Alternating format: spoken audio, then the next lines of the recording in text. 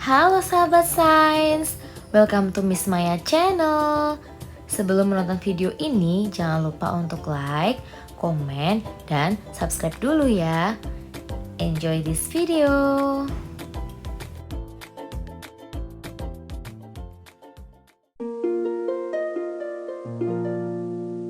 Halo sahabat sains, kembali lagi di channel YouTube Miss Maya. Pada video kali ini kita akan membahas latihan soal ujian sekolah mata pelajaran IPA untuk kelas 9. Latihan soal pada video ini memuat materi dari kelas 7, 8, dan 9.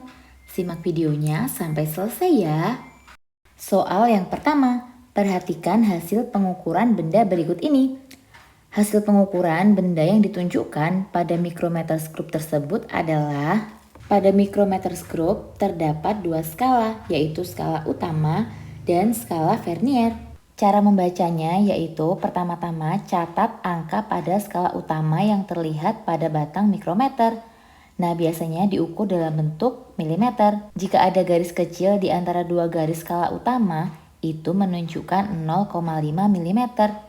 Nah, pada soal terlihat bahwa angkanya menunjukkan 6 lebih 0,5 sehingga skala utama menunjukkan jumlah 6,5 mm. Selanjutnya yaitu pada skala Vernier. Kita harus mencari garis pada skala Vernier yang bertepatan atau paling dekat dengan salah satu garis pada skala utama. Nah, pada gambar tersebut menunjukkan skala Vernier yaitu 34. Nah, ini artinya nilainya 0,34 mm. Cara menghitung hasil akhirnya yaitu dengan cara menambahkan nilai skala utama dengan nilai skala Vernier, sehingga 6,5 ditambah 0,34. Hasil pengukurannya yaitu sebesar 6,84 mm. Jadi jawaban yang paling tepat adalah yang D. Soal nomor 2. Perhatikan peristiwa perubahan zat berikut ini. Nah, berdasarkan peristiwa tersebut, perubahan kimia ditunjukkan oleh nomor. Sahabat sains, perlu kita ingat perbedaan dari perubahan fisika dan perubahan kimia. Perubahan fisika adalah perubahan yang mengubah tampilan zat, yaitu berupa bentuk, ukuran, atau keadaan, tetapi tidak mengubah komposisi kimianya. Sedangkan perubahan kimia adalah perubahan yang mengubah komposisi kimia zat dan menghasilkan zat baru. Jagung digiling menjadi tepung maizena merupakan perubahan fisika karena hanya melibatkan perubahan fisik saja, sedangkan komposisi kimianya tidak berubah. Air dibuat menjadi es batu merupakan perubahan fisika karena hanya melibatkan perubahan fisik saja, sedangkan komposisi kimia tidak berubah, yaitu masih dalam bentuk air, hanya saja wujudnya yang berubah. Singkong berubah menjadi tape merupakan perubahan kimia karena terjadi perubahan komposisi kimia serta menghasilkan zat baru. Komposisi singkong berbeda dengan komposisi tape. Tape sudah mengalami proses fermentasi secara kimia. Perkaratan pada jembatan yang terbuat dari besi juga merupakan perubahan kimia, yaitu terbentuk zat baru dari adanya proses oksidasi besi menjadi karat. Jadi jawaban yang paling tepat adalah yang D, pernyataan 3 dan 4. Soal nomor 3, perhatikan model atom berikut. Berdasarkan gambar tersebut, nomor atom, nomor massa, dan jumlah neutron berturut-turut adalah. Sahabat sains, perlu kita ingat kembali bahwa nomor atom menunjukkan jumlah proton, nomor massa menunjukkan jumlah proton ditambah jumlah neutron.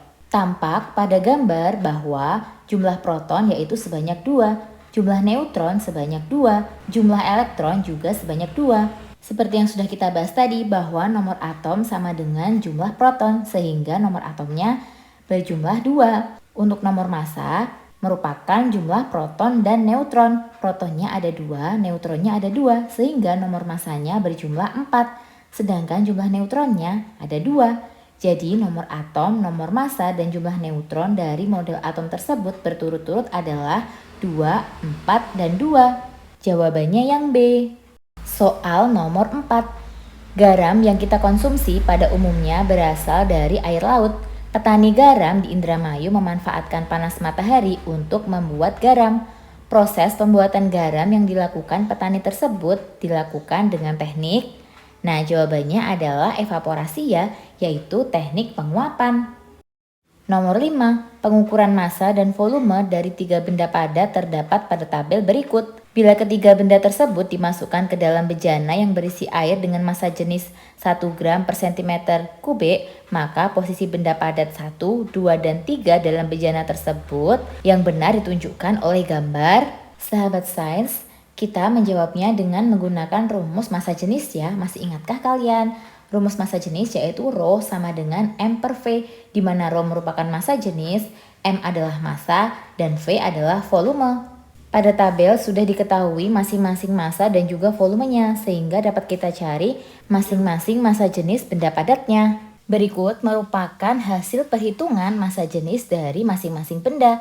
Benda 1, massa jenisnya yaitu Rho sama dengan M dibagi V, di mana M-nya 2 dan V-nya juga 2, sehingga diperoleh massa jenis sebesar 1. Begitu pula dengan benda 2 dan benda 3.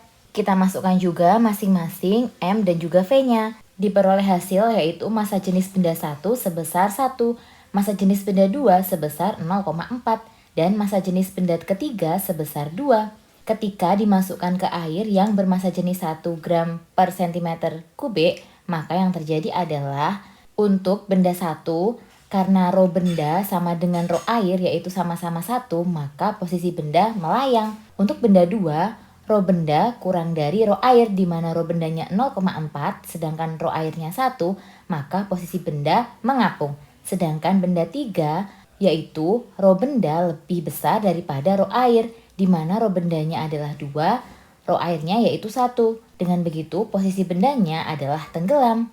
Nah, jawaban yang paling tepat yaitu yang C ya. Soal nomor 6, perhatikan tabel perubahan indikator asam basa berikut. Berdasarkan tabel, larutan yang bersifat basa ditunjukkan oleh huruf. Sahabat sains, masih ingatkah kalian bahwa larutan basa akan mengubah warna kertas lakmus menjadi biru, sedangkan larutan asam akan mengubah warna kertas lakmus menjadi merah. Nah, sehingga larutan basa ditunjukkan oleh huruf K dan M ya. Pada larutan K dan M bersifat basa. Hal ini ditunjukkan dengan adanya perubahan kertas lakmus. Kertas lakmus merah ketika dimasukkan ke dalam larutan yang bersifat basa, dia akan berubah menjadi biru.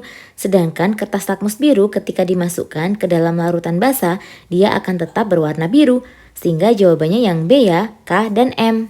Soal nomor 7. Perhatikan grafik pemanasan 1 kg es berikut ini.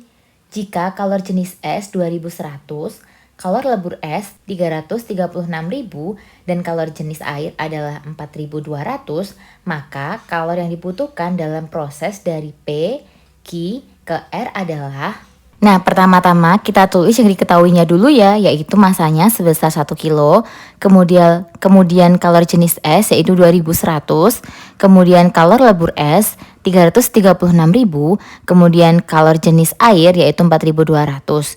Nah, yang ditanyakan adalah kalor dari P, Q, ke R.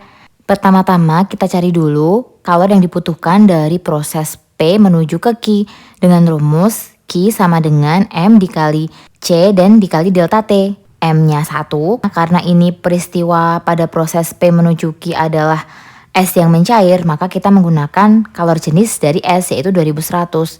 Kemudian delta T adalah perubahan suhu dari suhu minus 5 menjadi 0, sehingga perubahan suhunya yaitu sebesar 5. Nah, kita masukkan angkanya 1 dikali 2100 dikali 0 dikurangi minus 5. Jadinya 0 ditambah 5. Nah, sehingga diperoleh hasil 2100 dikali 5 yaitu sebesar 10.500 Joule. Selanjutnya kita cari kalor yang dibutuhkan dari proses Q menuju ke R. Nah, ini karena peristiwa melebur, kita menggunakan rumus Q sama dengan M dikali kalor lebur, di mana masanya yaitu 1 dan kalor leburnya 336.000, sehingga diperoleh kalor sebesar 336.000 Joule.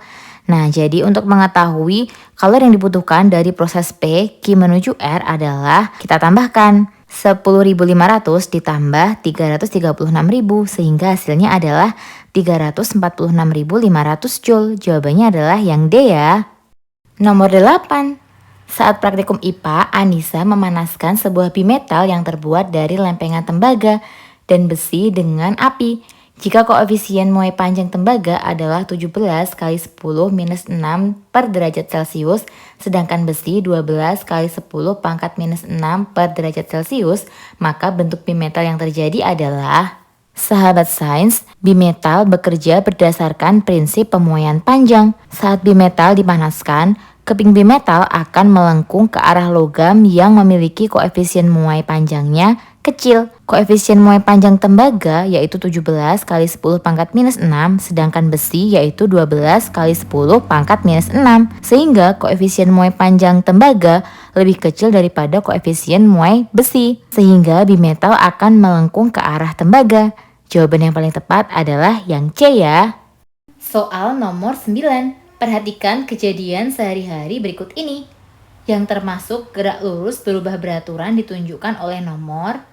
Nah, jawabannya yang paling tepat adalah yang A ya, yaitu pernyataan nomor 1 dan 2. Sedangkan pernyataan nomor 3 dan 4 merupakan gerak lurus beraturan atau GLB karena memiliki kecepatan yang sama atau tetap. Nomor 10. Sebuah benda bergerak di atas lantai. Kecepatan benda tersebut semakin lama semakin kecil dan akhirnya berhenti. Gaya yang menyebabkan gerak benda tersebut semakin melambat adalah, jawabannya adalah yang B ya, yaitu adanya gaya gesekan. Nomor 11. Perhatikan gambar gaya-gaya yang bekerja pada benda berikut. Jika massa benda tersebut 3 kg, percepatan yang akan terjadi pada benda adalah, kita tulis yang diketahuinya dulu ya, yaitu massanya 3 kg, kemudian F1-nya 25 Newton, F2-nya 10, F3-nya 30 Newton. Nah, yang ditanyakan adalah A atau percepatannya. Nah, kita jawab ya. Pertama-tama kita cari dulu F totalnya atau gaya totalnya, yaitu F1 dikurangi F2 ditambah F3. Nah, ini untuk gaya yang berlawanan arah itu dikurangi ya atau minus, sedangkan yang arahnya sama itu kita jumlahkan. Nah, sehingga diperoleh hasil yaitu 15 Newton. Nah, tanda minus di sini itu hanya menunjukkan arah yang berlawanan ya. Kemudian kita cari percepatannya dengan menggunakan rumus F sama dengan M dikali A, di mana F-nya sudah diketahui yaitu 15, kemudian M-nya 3. Nah, sekarang kita bisa mencari A-nya, yaitu A sama dengan 15 dibagi 3. A-nya yaitu 5 meter per sekon kuadrat. Jawabannya adalah yang C ya. Soal nomor 12. Perhatikan gambar sangkar berikut. Jika massa sangkar burung tersebut 2 kg, maka energi potensial yang dimiliki oleh sangkar tersebut adalah, nah ini kita menggunakan rumus energi potensial ya. Pertama-tama kita tulis yang diketahuinya dulu, yaitu massa sebesar 2 kg, kemudian H atau ketinggiannya yaitu 8 meter. Yang ditanyakan adalah EP-nya atau energi potensial. Nah, kita masukkan rumusnya ya, yaitu EP sama dengan M dikali G dikali H. Nah, hasilnya yaitu 160 Joule. Jawabannya adalah yang D. Soal nomor 13. Perhatikan gambar tuas berikut. Tuas ini akan menghasilkan gaya kuasa atau F paling kecil bila beban atau W diletakkan di titik.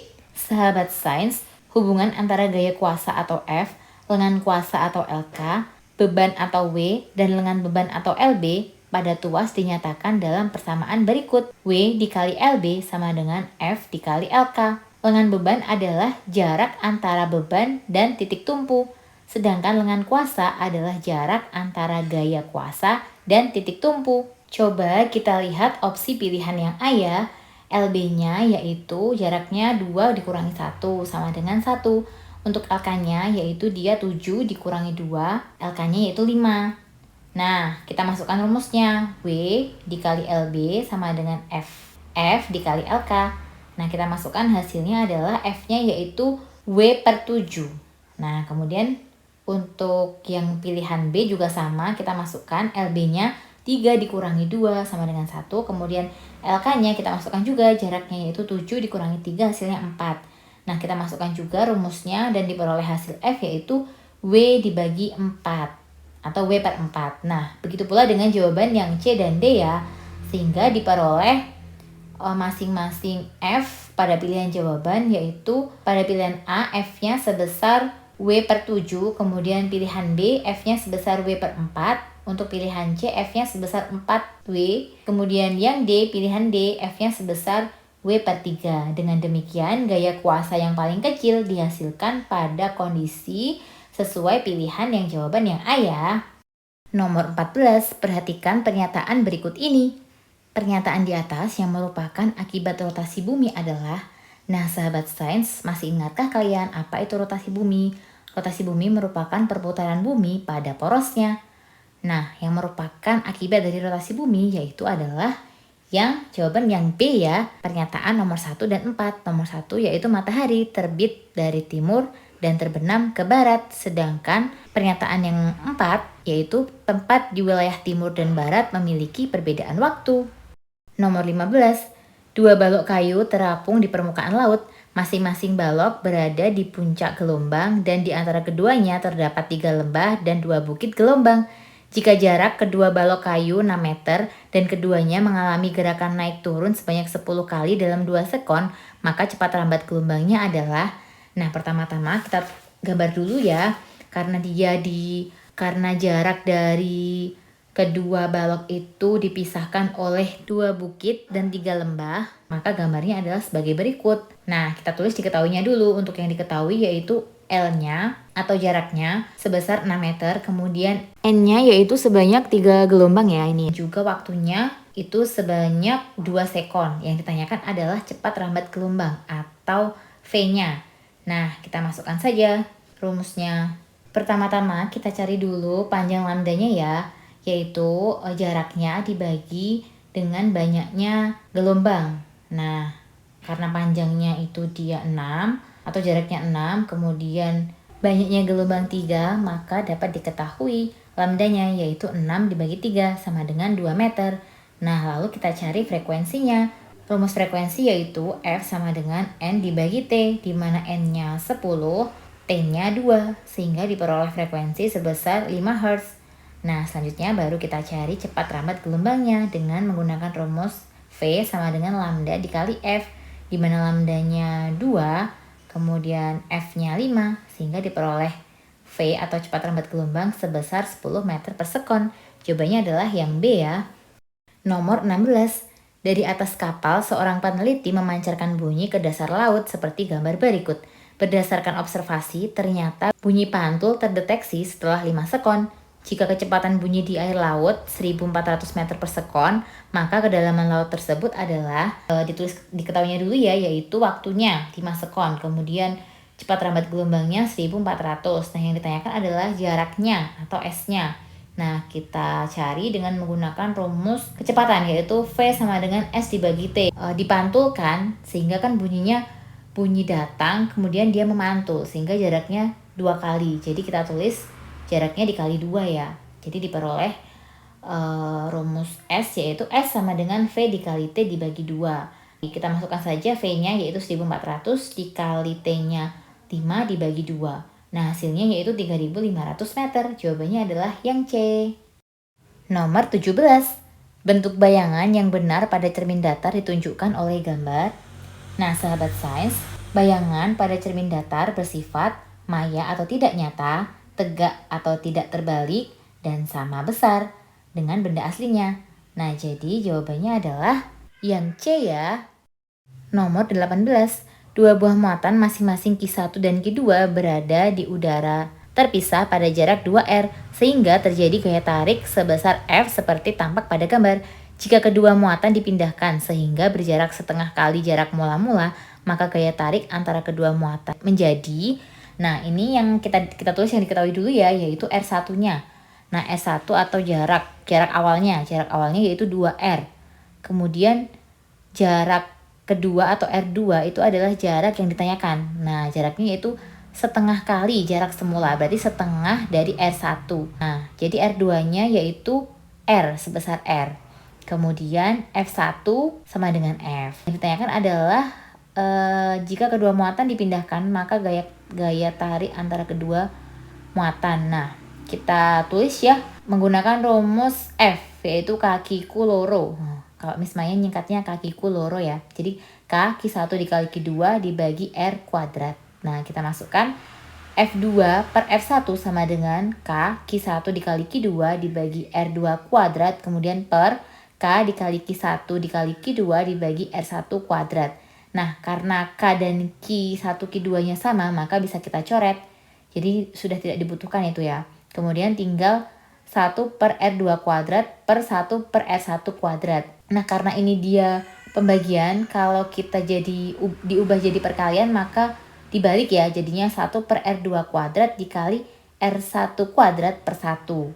Nah, jadinya hasilnya F2 per F1 sama dengan R1 kuadrat dibagi R2 kuadrat. Kita masukkan nilai R1-nya, sudah diketahui ya, yaitu 2R. Kemudian untuk yang R2-nya yaitu R. Nah, kita kuadratkan, kemudian R-nya kita coret karena sama-sama punya R ya. Jadi hasilnya yaitu F2 sama dengan 4F. Nah, jawabannya yaitu yang A. Nomor 19, perhatikan gambar rangkaian listrik berikut. Besar kuat arus yang mengalir dalam rangkaian tersebut adalah, berdasarkan rangkaian tersebut terdapat rangkaian seri dan juga rangkaian paralel ya. Nah, untuk mencari hambatan totalnya, kita cari dulu hambatan dari paralelnya. Kita cari R paralelnya, yaitu rumusnya 1 per R paralel sama dengan 1 per R2 ditambah 1 per R3. R2-nya yaitu 3, R3-nya yaitu 6. Kita jumlahkan ya, diperoleh 2 ditambah 1 per 6. Nah, sehingga diperoleh hasil 1 per R paralel yaitu sebesar 3 per 6. Sedangkan yang ditanyakan adalah R paralelnya. Berarti kita balik saja, berarti 6 dibagi 3. Nah, R paralelnya yaitu 2 ohm. Nah, sudah diperoleh hasil ya R paralelnya yaitu sebesar 2 ohm. Kemudian yang R paralel ini kita seri dengan R1. Nah, sehingga R totalnya yaitu R1 ditambah R paralel. Nah, R1-nya yaitu 1, sedangkan R paralelnya yaitu 2. Jadi R totalnya sebesar 3 ohm. Nah, selanjutnya kita cari kuat arusnya dengan menggunakan rumus hukum ohm, yaitu V sama dengan I dikali R, di mana V-nya 6, I-nya yang ditanyakan, R-nya 3. Nah, sehingga diperoleh I sama dengan 6 per 3. Jadi, I sama dengan 2 ampere. Nah, jawabannya adalah yang B. Nomor 20. Sebuah transformator step up menghasilkan beda potensial 200 volt. Transformator tersebut dihubungkan dengan sumber tegangan 100 volt. Jika arus yang mengalir pada kumparan primer 150 mA, maka arus listrik yang mengalir pada kumparan sekunder adalah, nah kita tulis yang diketahui dulu ya, yaitu Vs-nya atau tegangan sekundernya sebesar 200 volt. Kemudian V primer yaitu 100 volt dan I primer 150 mA. Nah, ini kita ubah ke ampere dulu ya. Dibagi 1000 jadi 0,15 ampere. Yang ditanyakan adalah IS-nya atau arus dari sekundernya. Nah, jawabnya yaitu kita pakai rumus Vp per Vs sama dengan IS per IP. Kita masukkan angka-angkanya, kemudian diperoleh hasil I sekunder sebesar 75 mA. Jawabannya adalah yang A ya. Soal nomor 21. Ketika bayi baru lahir tingginya 50 cm, setelah 1 bulan diukur lagi tingginya di posyandu menjadi 55 cm. Hal ini merupakan ciri makhluk hidup yaitu, nah ini adalah yang A ya, makhluk hidup itu memiliki ciri bertumbuh karena dia memiliki pertambahan ukuran. Soal nomor 22.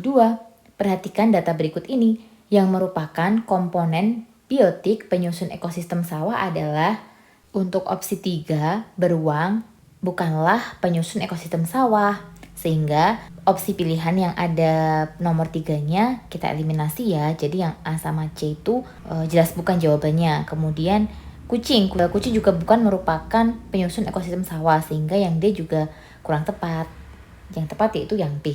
1, 5, dan 7. 1 adalah padi, 5 jahe, dan 7 adalah katak. Soal nomor 23. Perhatikan gambar rantai makanan berikut. Organisme yang berperan sebagai produsen ditunjukkan oleh nomor. Nah, ini sudah jelas ya, jawabannya adalah yang A, yaitu nomor 1. Nomor 1 adalah gambar rumput. Rumput merupakan produsen atau organisme yang dapat menghasilkan makanannya sendiri melalui proses fotosintesis. Soal nomor 24. Informasi tentang domba-domba yang mati di mangsa macan tutul sering terjadi di daerah Lebak. Beberapa kemungkinan penyebab terjadinya fenomena tersebut di atas adalah sebagai berikut. Nah, kemungkinan yang tepat sebagai penyebab terjadinya fenomena tersebut ditunjukkan oleh nomor. Kita coba ya yang pernyataan 1, keseimbangan alam terganggu. Nah, ini bisa jadi ya, karena kan domba-domba dimakan oleh macan tutul ya, yang seharusnya macan tutul itu dia mencari makannya ya di hutan itu sendiri, tapi dia malah ke peternakan domba, yaitu dengan memakan domba. Nah, berarti keseimbangan alam ada yang terganggu nih. Terus kemudian untuk yang pernyataan kedua, sumber makanan macan tutul terbatas. Nah, ini juga bisa jadi ya, karena sumber makanannya terbatas di hutan, makanya dia mencari makanan di tempat lain, yaitu dengan tadi domba-dombanya dimakan. Selanjutnya, pernyataan ketiga, peternak domba dekat daerah hutan. Nah, ini harusnya tidak masalah ya, selama tidak ada gangguan di ekosistem hutan itu sendiri, seharusnya peternakan yang berada di dekat hutan itu nggak masalah harusnya. Nah, selanjutnya yang pernyataan nomor 4, habitat macan tutul terganggu. Nah, ini juga sebagai penyebab. Nah, berarti jawabannya yang paling tepat adalah pernyataan nomor 1, 2, dan juga 4. Jawabannya yang B ya. Nomor 25. Perhatikan pernyataan tentang perilaku berikut. Perilaku yang benar untuk menjaga kelestarian lingkungan kita adalah... Nah, ini sudah sangat jelas ya, jawabannya adalah yang B ya, yaitu memilah sampah plastik untuk dilebur menjadi produk lain. Atau istilah lainnya yaitu proses daur ulang sampah. Nomor 26. Perhatikan gambar pabrik-pabrik yang menimbulkan pencemaran udara berikut. Upaya yang dapat dilakukan untuk memperbaiki lingkungan tersebut adalah... Nah, gambar tersebut menunjukkan cerobong asap pabrik yang sangat kotor ya. Nah, ini bisa diatasi dengan cara yang D ya, yaitu memperbaiki instalasi pembuangan limbah atau cerobong asap. Nomor 27. Perhatikan tabel pemanfaatan bioteknologi berikut. Hubungan yang benar antara produk, proses, dan aspek ditunjukkan oleh nomor. Nah, kita coba lihat satu-satu ya. Untuk yang nomor 1 itu tape fermentasi itu benar. Kemudian aspek pangan, nah ini juga benar. Kemudian untuk yang nomor 2, produknya insulin, prosesnya rekayasa genetik, aspeknya pertanian. Nah, ini kurang tepat ya pada aspeknya. Harusnya aspeknya pada kesehatan. Kemudian yang nomor 3, kecap fermentasi pangan. Nah, ini juga tepat. Kemudian yogurt, prosesnya rekayasa genetik. Nah, ini kurang tepat. Harusnya yogurt itu fermentasi ya. Selanjutnya aspek pangan. Nah, ini aspek pangannya benar. Selanjutnya yang nomor 5, kedelai transgenik, prosesnya fermentasi. Nah, ini kurang tepat. Ini tanaman transgenik berarti menggunakan rekayasa genetik ya harusnya. Jawaban yang benar adalah yang nomor 1 dan nomor 3. Berarti yang B ya. Nomor 28, perhatikan data berikut. Urutan organisasi kehidupan yang benar ditunjukkan oleh nomor. Nah, ini kalian harus hafal urutannya ya. Kalau Miss Maya menyingkatnya S-CHO-SO. Nah, S sendiri merupakan sel, C jaringan, O organ, S sistem organ, dan O organisme. Jadi urutan yang paling tepat yaitu yang C ya, 2, 4, 3, 5, 1. Nomor 29. Sel tumbuhan lebih kuat dan lebih kaku dibandingkan sel hewan. Bagian organel sel yang membedakan adalah... Nah, jawabannya tentu saja yang A ya, dinding sel. Nomor 30. Perhatikan tabel data hasil percobaan sak berikut. Simpulan yang dapat diperoleh dari data percobaan adalah, sahabat sains, perlu diingat bahwa percobaan sak adalah percobaan yang dilakukan untuk membuktikan bahwa fotosintesis menghasilkan amilum, yaitu karbohidrat yang disimpan dalam tumbuhan. Daun yang telah ditetesi Lugol akan berubah menjadi warna biru kehitaman atau biru tua di bagian-bagian yang mengandung amilum. Berdasarkan tabel, terlihat bahwa daun yang tidak ditutupi aluminium foil berubah warna menjadi biru kehitaman atau biru tua setelah ditetesi Lugol. Sedangkan bagian daun yang tertutup berwarna coklat. Hal ini berarti bahwa proses fotosintesis menghasilkan amilum. Cahaya matahari dibutuhkan untuk proses fotosintesis. Karena daun yang tidak terkena cahaya tidak akan menghasilkan amilum dan tidak akan berubah warna saat ditetesi Lugol. Jadi jawaban yang paling tepat yaitu yang C ya. Daun yang tidak tertutup terjadi fotosintesis. Soal nomor 31. Kebiasaan membawa beban yang terlalu berat di bagian punggung sehingga tubuh membungkuk. Kebiasaan tersebut dapat mengakibatkan kelainan tulang yang disebut, sahabat sains, terdapat beberapa kelainan tulang belakang. Yang pertama yaitu skoliosis, kelainan yang menyebabkan tulang belakang melengkung ke samping seperti huruf S atau huruf C.